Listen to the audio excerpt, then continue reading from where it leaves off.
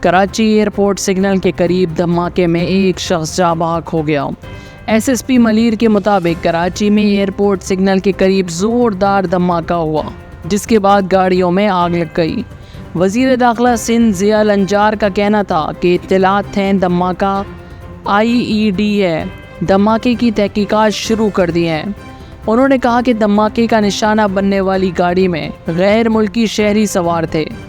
دھماکے کے نتیجے میں ایک غیر ملکی شہری زخمی ہوا۔ پولیس نے بتایا کہ دھماکے میں ایک شخص جاں بحق اور 6 زخمی ہو گئے، جنہیں اسپتال منتقل کر دیا گیا۔ HOD ایمرجنسی ڈاکٹر نوشین نے بتایا کہ دھماکے کے 6 زخمی جناح اسپتال لائے گئے ہیں۔ کراچی ایئرپورٹ سگنل کے قریب دھماکے میں ایک شخص جاں بحق ہو گیا۔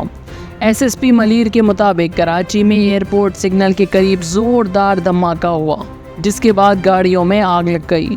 وزیر داخلہ سندھ ضیاء الانجار کا کہنا تھا کہ اطلاعات ہیں دھماکہ IED ہے، دھماکے کی تحقیقات شروع کر دی ہیں۔ انہوں نے کہا کہ دھماکے کا نشانہ بننے والی گاڑی میں غیر ملکی شہری سوار تھے۔ دھماکے کے نتیجے میں ایک غیر ملکی شہری زخمی ہوا۔